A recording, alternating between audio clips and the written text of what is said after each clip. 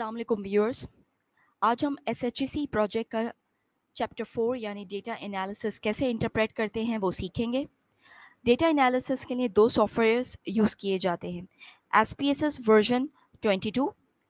Let me move the page. SPSS version 22 and for demography and descriptive statistics, whereas Smart PLS4 is used to determine psychometric properties of the scale. Psychometric properties से क्या मुराद? Scale की reliability and validity. And Smart PLS4 is also used to run structural equation modeling, that is SEM. जहाँ तक descriptive statistics की बात है तो वो SPSS के थ्रू रन किया जाता है और इसमें रिस्पोंडेंट्स के कैरेक्टरिस्टिक्स को एनालाइज किया जाता है। जैसे कि you can have a look at the example कि आपके जो पॉपुलेशन है उसमें gender, age wise, experience, education, income, job title, लिहाजा आपकी पॉपुलेशन की कैरेक्टरिस्टिक्स क्या है। डिस्क्रिप्टिव स्टैटिस्टिक्स में दो चीज़ों का ख्याल रखना बहुत ज़रूरी है। कैटेगरीज या response options should be collectively exhaustive and mutually exclusive. I again repeat, जो रिस्पॉन्स आइटम्स आप बनाएंगे, जो कैटेगरीज आप बनाएंगे, उनके अंदर दो शराइत का होना बहुत ज़रूरी है। एक तो वो आइटम्स कलेक्टिवली एग्जॉस्टिव हो और दूसरा म्यूचुअली एक्सक्लूसिव हो। Now we can have a look at the examples. सबसे पहले हम कलेक्टिवली एग्जॉस्टिव के एग्जाम्पल को देखेंगे। क्वेश्चन आपको नजर आ रहा होगा, how would you like to receive updates about the new product line.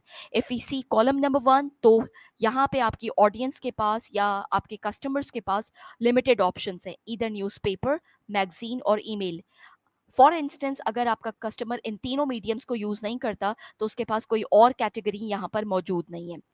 Column number 2, you can have a look, हमने किस तरीके से इन रिस्पॉन्स आइटम्स को, कैटेगरीज को कलेक्टिवली एग्जॉस्टिव बनाया है, अदर्स की कैटेगरी को इंक्लूड करके। आगे हमने ब्रैकेट में प्लीज स्पेसिफाई लिखा और एक ऑप्शन दे दिया। It means all the possible options are now listed. सारे पॉसिबल ऑप्शंस जो हैं वो आपको मिल सकते हैं। इस तरह से आपकी कैटेगरीज या रिस्पॉन्स आइटम्स कलेक्टिवली एग्जॉस्टिव हो गए। Second element is mutually exclusive. Mutually exclusive से क्या मुराद? Here we have the question, what is your overall corporate experience? Column number 1 में हम देखें तो हमें नजर आ रहा है ओवरलैपिंग। बहुत सारे बुलेट पॉइंट्स में, बहुत सारे ऑप्शंस में हमें ओवरलैपिंग नजर आ रही है। If a person is having an experience of 5 years, whether he or she is supposed to check option number 2 और option number 3। इसी तरह 10 इयर्स में भी ओवरलैपिंग है। अगर किसी का 10 इयर्स का एक्सपीरियंस है, that person is suppose to either check option number 3 और ऑप्शन नंबर 4। तो इस चीज को रेक्टिफाई करने के लिए you can have a look in column number 2। हमने तमाम तर रिस्पॉन्स आइटम्स को या कैटेगरीज को बनाया है म्यूचुअली एक्सक्लूसिव, यानी कि एक म्यान में दो तलवारें नहीं रह सकती। 2 to 5 years, 6 to 10 years, 11 to 15 years, 16 to 20 years, यानी कि अब कोई भी ओवरलैपिंग रिस्पॉन्स आइटम्स में मौजूद नहीं है। तो ये चीज़ हो गई हमारी डिस्क्रिप्टिव स्टैट्स के हवाले से। Now we are heading towards heading 4.3 measurement model. As I already mentioned earlier, कि structural equation modeling या SEM technique is used here. Sam को पाथ एनालिसिस भी कहा जाता है। आई अगेन रिपीट, सैम को पाथ एनालिसिस भी कहा जाता है। ये मल्टी वेरिएट मेथड है जिसके तहत हाइपोथेसिस टेस्ट होते हैं। सैम फर्दर एक तरह की कॉम्बिनेशन है फैक्टर एनालिसिस और मल्टीपल लीनियर रिग्रेशन की। स्मार्ट PLS4 में हमारे पास ये एक आसानी आई है, ये एक एडवांटेज आया है कि कम क्लिक से हम दोनों चीज़ों को साइमल्टेनियसली जो है वो रन कर सकते हैं और हमें रिजल्ट्स मिल सकते हैं। यानी कि सैम में हम फैक्टर एनालिसिस और मल्टीपल लीनियर रिग्रेशन को एक साथ जो है वो हम रन करते हैं। So it's basically a combination of these two. अब हम मूव करते हैं हाइपोथेसिस समरी की जानिब। इस स्टडी में 18 हाइपोथेसिस डेवलप किए गए हैं, जिसके लिए हम देख लेते हैं table 4.7। Here you can have a look, table 4.7 ये आप देख सकते हैं। ठीक है जी, टेबल 4.7 ये सारी की सारी hypothesis. Yes, here we go, this is table 4.7। हमने हाइपोथेसिस डिजाइन किए हैं, 18 हाइपोथेसिस हैं। किस तरह से डिजाइन किए हैं आप मॉडल को चेक करते जाएं और मैं हाइपोथेसिस को रीड आउट करती जा रही हूं ताकि you can come to know कि किस तरीके से हमने हाइपोथेसिस डेवलप किए। चलें जी, आप मॉडल को अच्छी तरह से उसको you can have a look at it. H1 हमारे पास क्या है? There is a significant impact of economic well-being on community resilience. Economic wellbeing IV है, कम्युनिटी रेजिलियंस DV है, ये पहले भी बात हो चुकी है। H2 हमारे पास क्या है? There is a significant impact of economic well-being on good governance. Economic wellbeing इस केस में IV है, गुड गवर्नेंस को हम वैसे तो मीडिएटर है लेकिन जाहिर बात है उस मीडिएटर पे भी हम उसका इम्पैक्ट चेक करेंगे। H3 है, there is a significant impact of higher education on community resilience. H4 है, significant impact of higher education on good governance. H5 has significant impact of good governance on community resilience. H6 है हमारे पास, there is a significant impact of health care delivery on community resilience. H7 है, there is a significant impact of healthcare delivery on good governance. H8 है, there is a significant impact of inclusive communication on community resilience. अब हमने community resilience पे check किया है तो good governance पे भी चेक करेंगे, तो लिहाजा H9 है, there is a significant impact of inclusive communication on good governance. H10 है, there is a significant impact of preservation of social capital on community resilience. H11 है, there is a significant impact of preservation of social capital on good governance. अब H12 में हम moderation के hypothesis देखेंगे। Social group significantly moderates the relationship between good governance and community resilience. I again repeat, social group significantly moderates the relationship between good governance and community resilience. ये आपको यहाँ पे picture में भी नजर आ रहा होगा, ये सोशल ग्रुप है, ये कम्युनिटी रेजिलियंस और गुड गवर्नेंस के दरमियान जो आपके पास वेरिएबल मौजूद है, that is the moderating variable. अब हम आ जाते हैं H13 पे, गार्जियनशिप जो कि हमारा दूसरा मॉडरेटर है। Guardianship significantly moderates the relationship between good governance and community resilience. H14 है, good governance significantly mediates the relationship between preservation of social capital and community resilience. H15 है हमारे पास, good governance significantly mediates the relationship between economic well-being and community resilience. H16 है हमारे पास, good governance significantly mediates the relationship between higher education and community resilience. H17 है हमारे पास, good governance significantly mediates the relationship between healthcare delivery and community resilience. और H18 है हमारे पास, good governance significantly mediates the relationship between inclusive communication and community resilience. I hope के आपकी understanding develop हो गई होगी, अगर नहीं हुई है तो एक दफ़ा आप ये you can have a look at these hypotheses at this table 4.7। ये हमने हाइपोथेसिस डेवलप किए हैं, मैंने आपको मॉडल दिखाया था ताकि आप मॉडल चेक करते जाएं और मैं हाइपोथेसिस को रीड आउट करते जाऊं ताकि आप टैली करते जाएं कि 18 हाइपोथेसिस डेवलप कैसे हुए हैं। You can have a look at it. चले जी, अब हम मूव करते हैं फर्दर और देखते हैं कि फर्दर डेटा एनालिसिस का प्रोसेस कैसे परफॉर्म होता है। अच्छा जी, हाइपोथेसिस सपोर्ट या रिजेक्ट किन ग्राउंड्स पे होते हैं, इसको हम बूटस्ट्रैपिंग के सेक्शन में देखेंगे। मजीद आगे बढ़ने से पहले हम कंस्ट्रक्ट की रिलायबिलिटी एंड वैलिडिटी को थ्रेशोल्ड वैल्यू के अगेंस्ट चेक करेंगे। आई अगेन रिपीट, हम कंस्ट्रक्ट की, हर कंस्ट्रक्ट की जो भी हमारे पास आईवीज थे, जो भी हमारे पास डीवी था, उसकी रिलायबिलिटी और वैलिडिटी को कट ऑफ वैल्यू या थ्रेशोल्ड वैल्यू के अगेंस्ट हम चेक करेंगे। अब सवाल ये पैदा होता है कि रिलायबिलिटी और वैलिडिटी क्या है। रिलायबिलिटी और वैलिडिटी क्या है, इसको अब हम एक्सप्लोर करते हैं। कंस्ट्रक्ट रिलायबिलिटी एक्सप्लेन करती है कंसिस्टेंसी ऑफ रिजल्ट्स, मतलब ये कि डेटा सेट में अक्रॉस द आइटम्स कंसिस्टेंसी मौजूद है। I again repeat, construct reliability explain करती है क्या आपके रिजल्ट्स में कंसिस्टेंसी मौजूद है, क्या डेटा सेट में अक्रॉस द आइटम्स कंसिस्टेंसी है। अब इसको एग्जामिन करने के लिए हमारे पास दो मेजर्स हैं।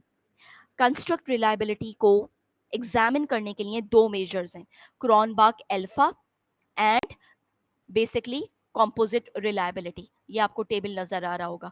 क्रॉनबर्ग अल्फा, ये मैं यहाँ पे हाईलाइट भी कर रही हूँ उसको, इस पे मैंने अपना कर्सर भी रखा।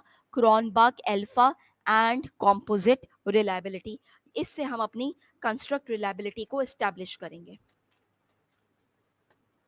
लेकिन इन दोनों मेजर्स को अप्लाई करने की कुछ कंडीशंस भी हैं। अगर तो हम EFA that is exploratory factor analysis perform कर रहे हैं, जो कि क्वालिटेटिव डेटा के फैक्टर्स को मालूम करने के लिए होता है, क्योंकि हमें पता है कि क्वालिटेटिव डेटा अनस्ट्रक्चर्ड डेटा होता है, उसके फैक्टर्स पहले से डिटरमाइन नहीं होते, तो हम वहां पर जो है वो EFA यानी कि एक्सप्लोरेटरी फैक्टर एनालिसिस रन करते हैं।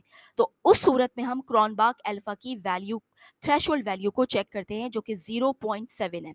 I again repeat, threshold value of Cronbach alpha is 0.7 or above, but according to Nunley 1967, मैंने आपके सामने एक citation रखी, the value of 0.5 और above भी consider की जाती है, उसको भी satisfactory consider किया जाता है।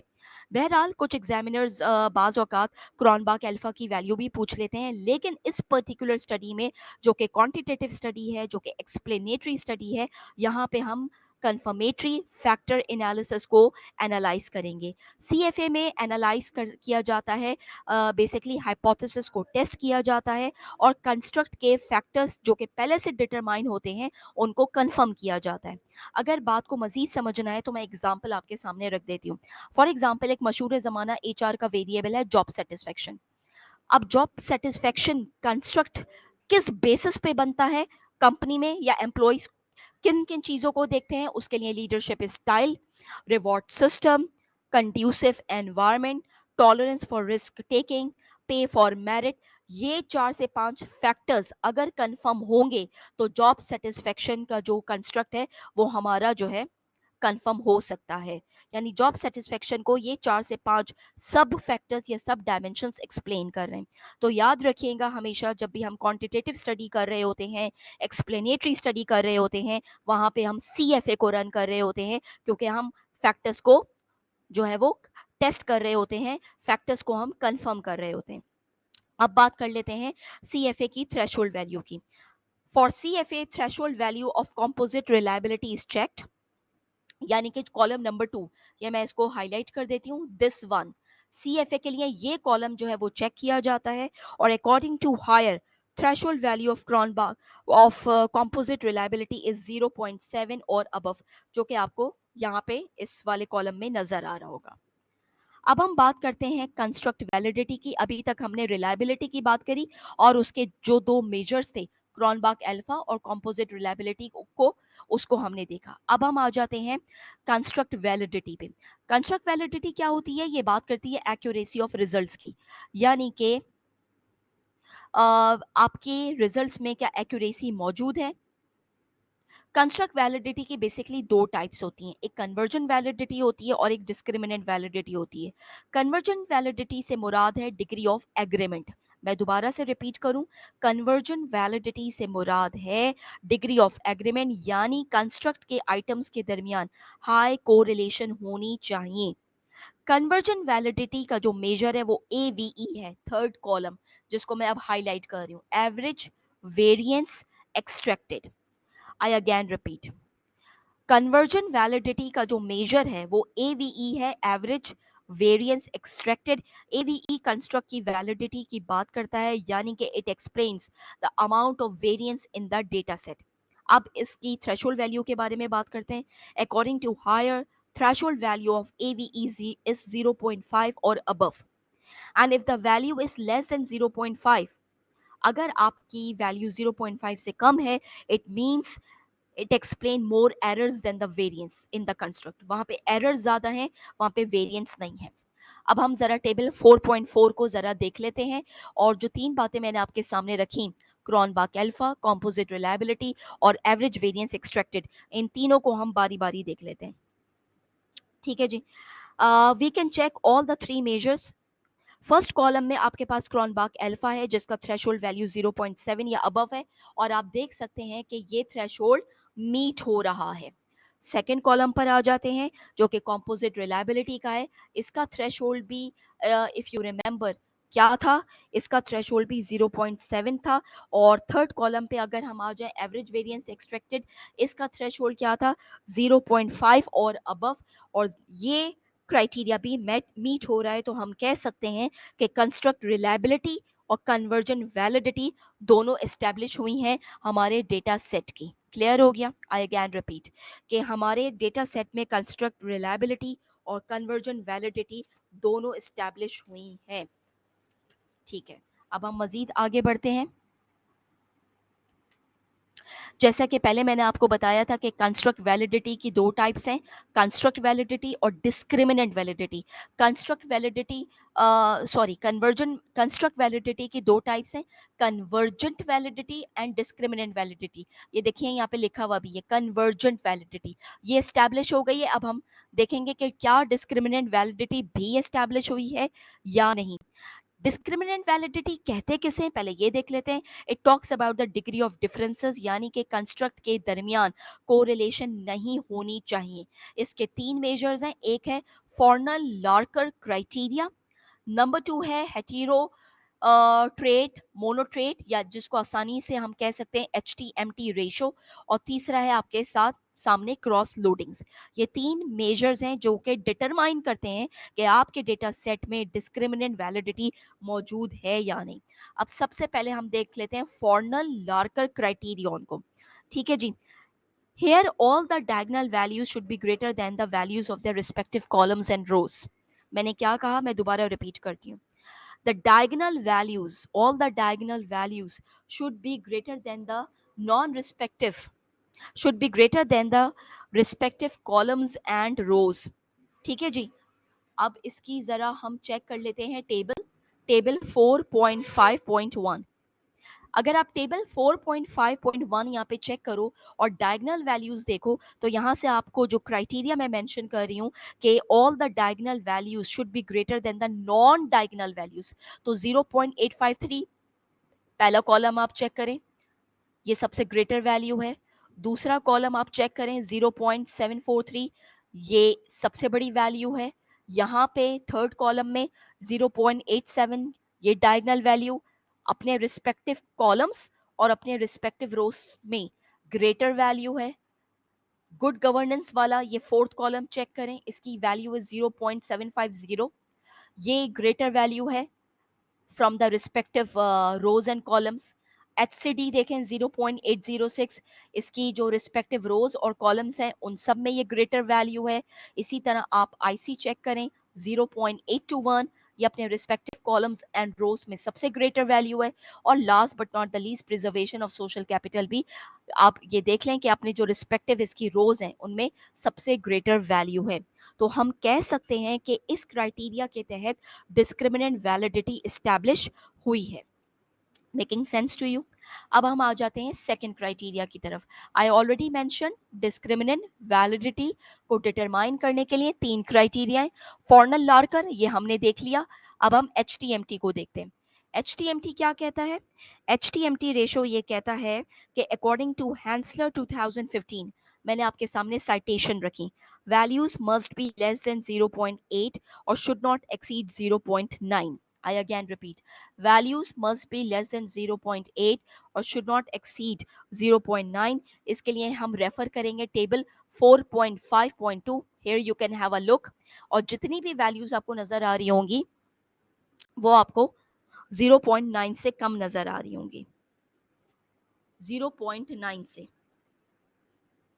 ठीक है, या तो 0.8 से कम हो, लेकिन 0.9 से तो बिल्कुल भी कोई वैल्यू एक्सीड नहीं करनी चाहिए। और अगर ऐसा हो तो आपका जो HTMT का जो रेशो है वो भी क्राइटेरिया मीट हो गया। I again repeat, the criteria is the values must be less than 0.8 और should not exceed 0.9।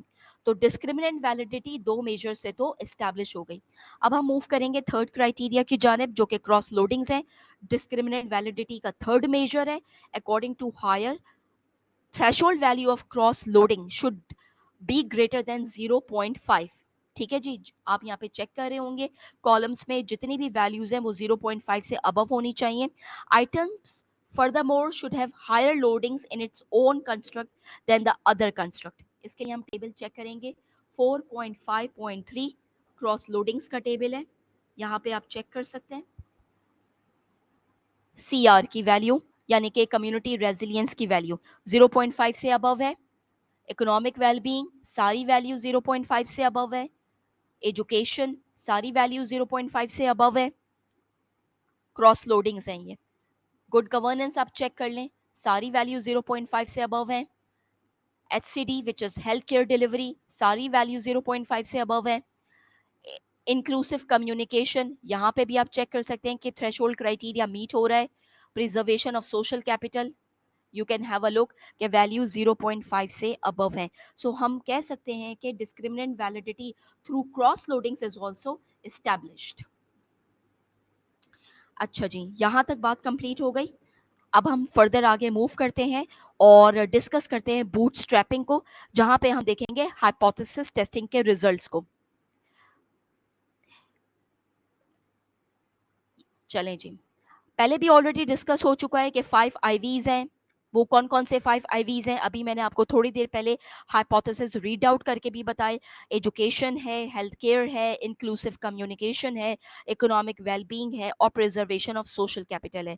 Good governance as a mediator इस्तेमाल हुआ है। 2 मॉडरेटर्स हैं, सोशल ग्रुप और गार्जियनशिप, और कम्युनिटी रेजिलियंस जो है वो डीवी यानी कि डिपेंडेंट वेरिएबल है।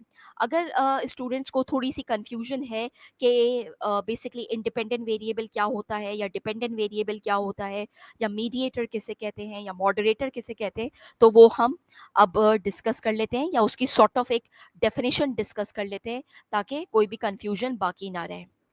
IV is basically called an input variable. I again repeat, it is called an input variable, या आप उसको cause variable भी कह सकते हैं, predictive variable भी कह सकते हैं। ये basically stimulate करता है एक्शन को, ट्रिगर के तौर पे काम करता है।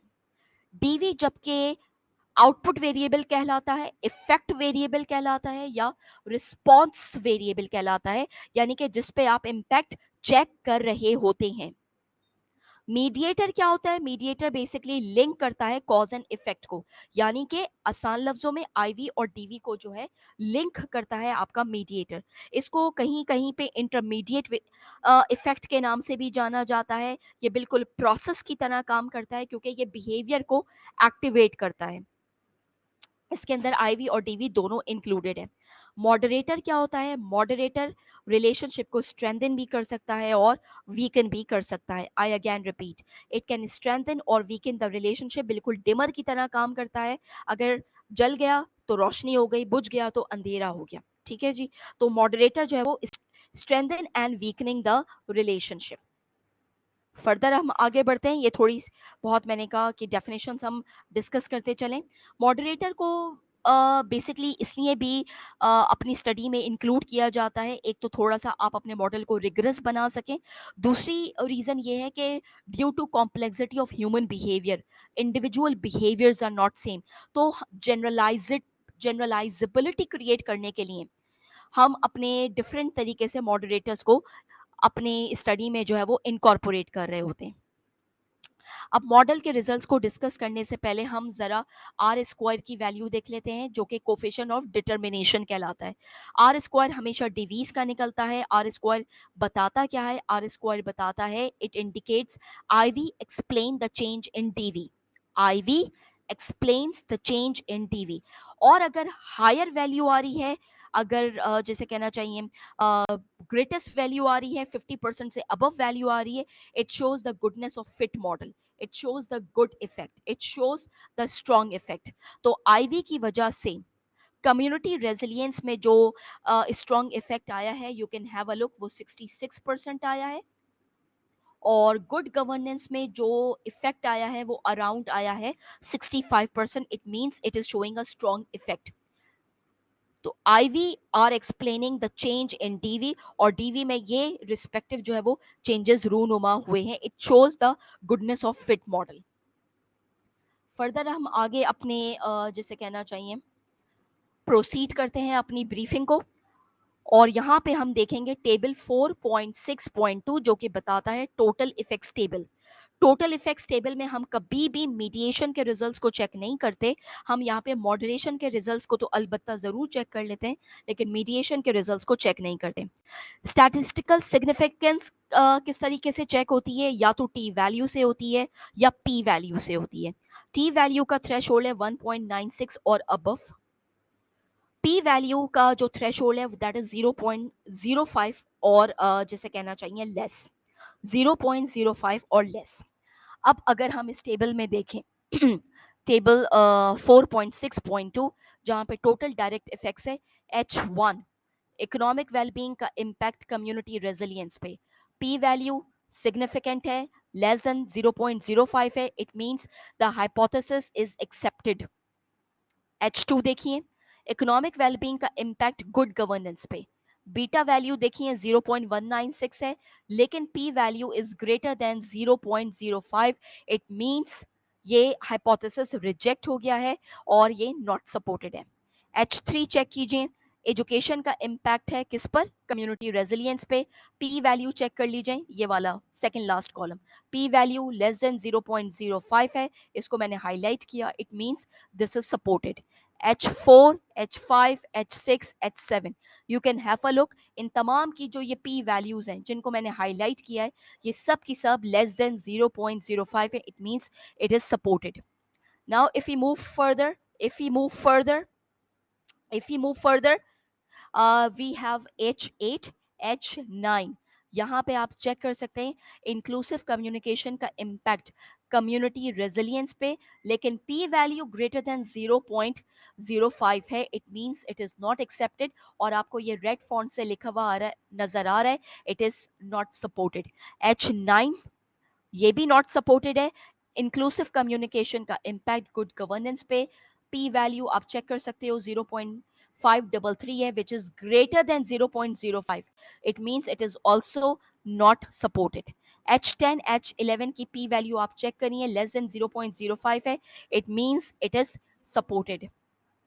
H12, H13 मॉडरेशन के रिजल्ट शो कर रहा है, जब भी आपके पास मल्टीप्लाई का साइन, क्रॉस का साइन आए तो आप समझ जाएं, here you can have a look at H12 good governance moderate कर रहा है सोशल ग्रुप और कम्युनिटी रेजिलियंस को।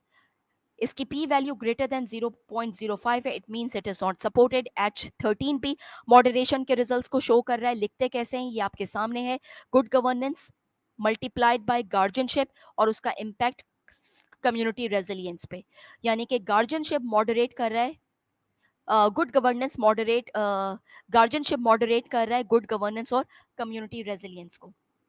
अगेन इसकी पी वैल्यू ग्रेटर देन 0.05 है, विच इज नॉट सपोर्टेड। अब हम आ जाते हैं बेसिकली मीडिएशन के रिजल्ट्स की तरफ, और मीडिएशन के रिजल्ट्स के लिए हम देखेंगे टेबल 4.6.3, टेबल 4.6.3, और मीडिएशन के रिजल्ट्स क्या आ रहे हैं, लेकिन मीडिएशन के रिजल्ट्स को पढ़ने से पहले you can have a look at this table. ये टेबल समझना बहुत ज़रूरी है ताकि हमें आइडिया हो कब पार्शियल मीडिएशन होती है, कब फुल मीडिएशन होती है और कब नो मीडिएशन होती है।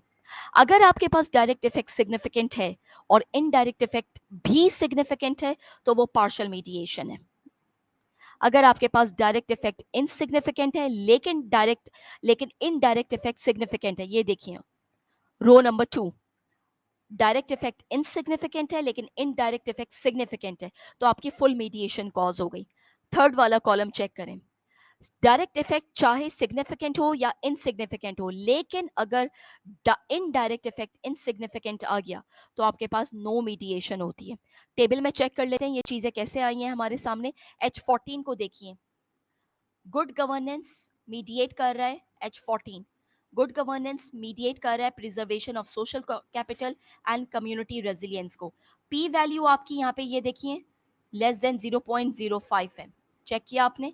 H14 की P value third last column में लिखी हुई है 0.004 विच इज लेस देन 0.05। अब हम इसका डायरेक्ट इफेक्ट चेक कर लेते हैं ताकि आपको ये पता चले ये जो मैंने लिखा हुआ है पार्शियल मीडिएशन ये क्यों लिखा हुआ है।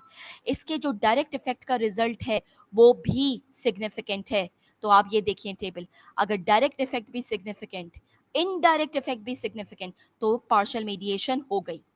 इसलिए मैंने यहाँ पे पार्शियल मीडिएशन लिखा। H15 को चेक करें। गुड गवर्नेंस मीडिएट कर रहा है इकोनॉमिक वेलबींग और कम्युनिटी रेजिलियंस को। H15 सपोर्टेड नहीं आया, यानी कि इसकी पी वैल्यू मैंने रेड से हाईलाइट की हुई है। P value is greater than 0.05, इस केस में 0.080 है। लेकिन इसका जो डायरेक्ट इफेक्ट का रिजल्ट है H1 में वो सिग्निफिकेंट है।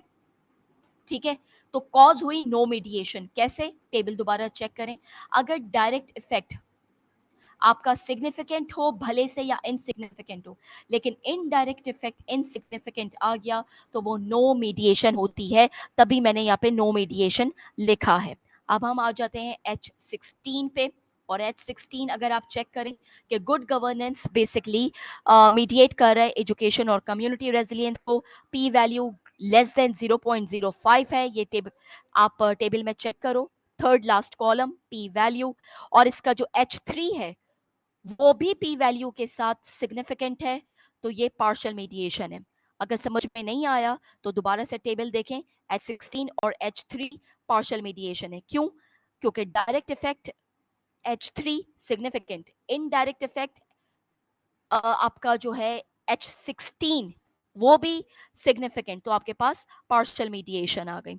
अब हम चेक करते हैं H17, ये भी पार्शियल मीडिएशन है, क्योंकि चाहे इनडायरेक्ट इफेक्ट के रिजल्ट हो चाहे डायरेक्ट इफेक्ट के रिजल्ट हो, दोनों सिग्निफिकेंट हैं, तो आपके पास पार्शियल मीडिएशन होती है। लास्ट हम देख लेते हैं H18, ये तो हमारे पास सिग्निफिकेंट है, लेकिन H8 डायरेक्ट इफेक्ट के रिजल्ट्स, पाथ एनालिसिस के रिजल्ट्स हमारे पास जो है वो आए हैं इनसिग्निफिकेंट, तो ये फुल मीडिएशन है। चेक कीजिएगा H18 और H8 को, ये देखिए आपके पास डायरेक्ट इफेक्ट इनसिग्निफिकेंट, ये देखिए डायरेक्ट इफेक्ट इनसिग्निफिकेंट, H8 का कॉलम इनसिग्निफिकेंट है, पी वैल्यू ग्रेटर देन 0.05 है, लेकिन H18 आपके पास सिग्निफिकेंट है। हियर वी गो, तो आपके पास रिजल्ट्स में फुल मीडिएशन जो है वो कॉज हुई। So this is basically in a nutshell the data analysis of SHSE project. And हमने इसके अंदर जो है रिलायबिलिटी को, वैलिडिटी को, डेमोग्राफी को, डिस्क्रिप्टिव स्टैट्स को, स्मार्ट PLS 4 के रिजल्ट को, इन तमाम चीज़ों को जो है एग्जामिन किया है। Thank you so much.